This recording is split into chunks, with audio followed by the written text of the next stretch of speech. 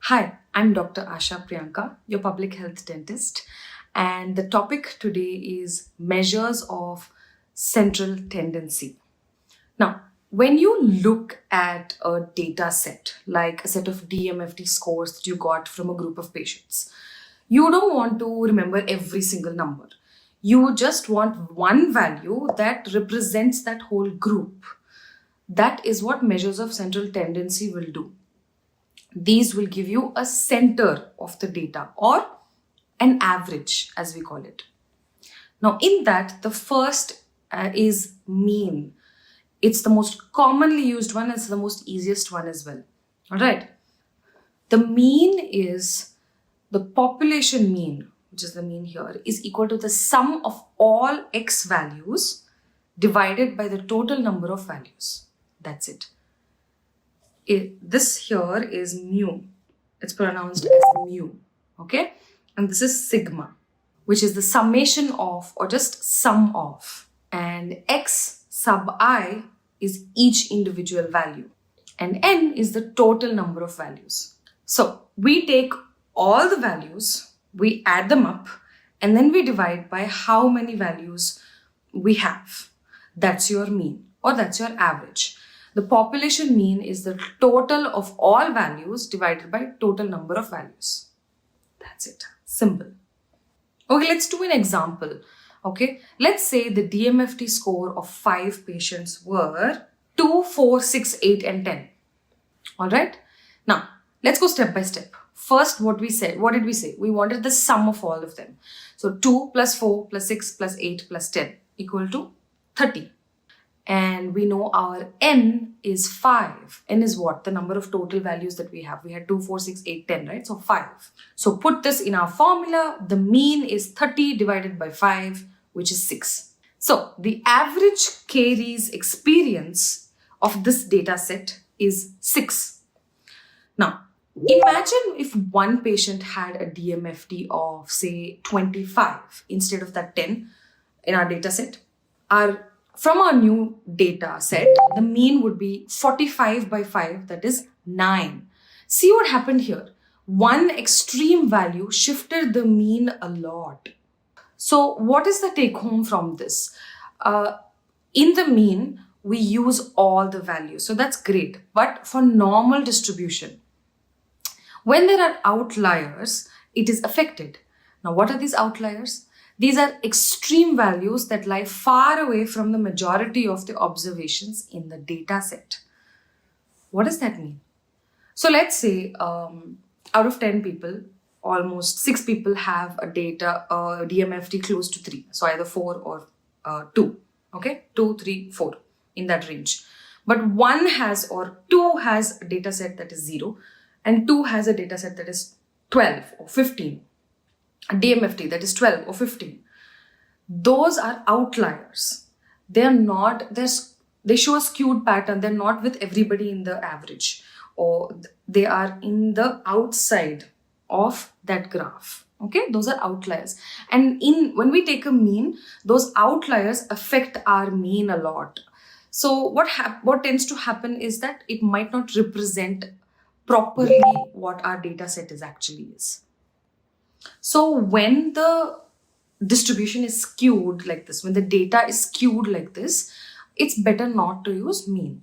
Then comes the doubt, what do we use? Next is median. What is this? This is most useful when our data it gives us the most stable result when our data is messy or skewed. Like our example that we just took, if the data set is 2, 4, 6, 8, 10, it's already arranged, right?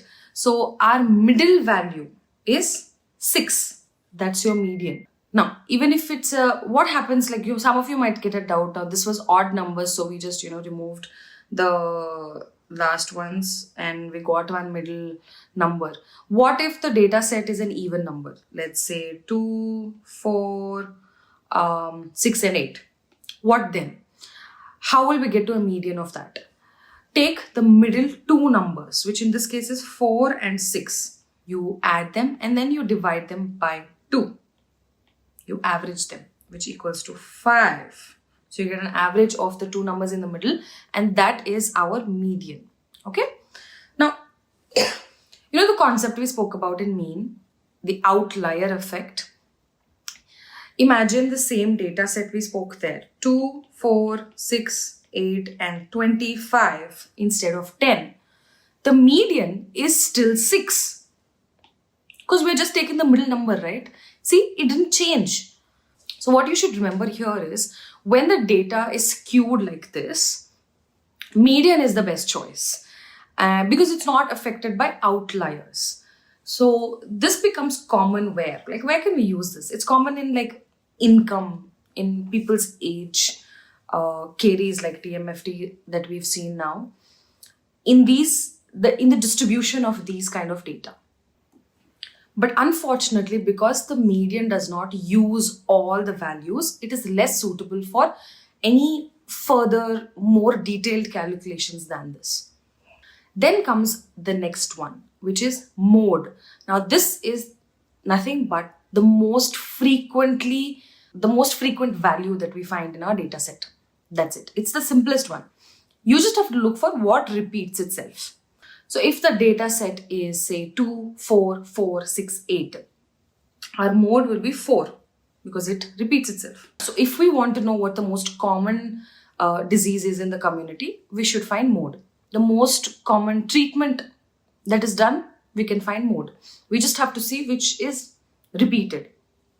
Now there is exception to this. What if there is no repetition? Simple. We can't do mode. We can't take mode. It's not suitable. We have to take some other kind of detail, of statistics. Now, okay. Now, what kind of data is this useful in then, you might ask? It's best for qualitative data, for quick and simple data, where you don't need it to be precise. You just need to quick and get an idea of what's going on. Now, what does this mean for us on a clinical setup? We're talking about data sets, in large numbers, or we're talking about public health research programs or something when we talk about a DMFT set of so and so and so. But in a clinical setting, what does this mean for us? Suppose you're doing a caries survey.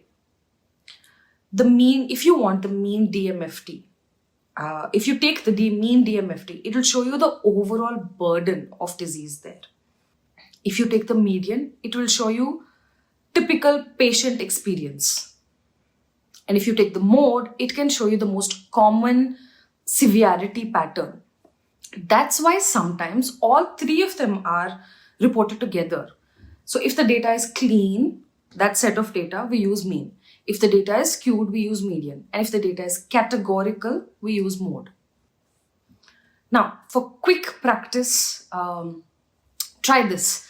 Take a data set of a DMFT of 3, 5, 5, 7 and 20.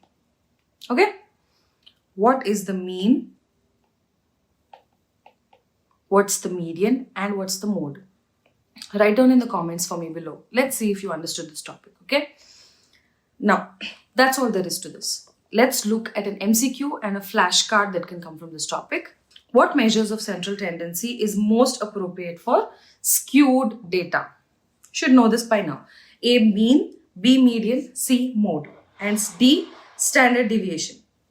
Answer is B, median. Why? Because we take just the middle number. Outlier effect does not affect us. What is the main disadvantage of mean? I just said it. It's affected by extreme values and not suitable for skewed distributions. Okay? I hope you understood or you could answer that before I told the answers. If you want more such MCQs and flashcards, while the topic is still fresh in your mind, go to the app. There are many, many more concepts there that you can understand and do so that you can understand these words better. Now, these are basic words that you'll encounter when you start any statistics. So you shouldn't have to stop and think, what do they mean? This is your basics. You have to be thorough with this. You have to, and for you to know, you should be able to practice until it becomes second skin. Okay. through the next set of videos as well, we'll be learning a lot of such words, a lot of research-based calculations we would have. So if you guys would like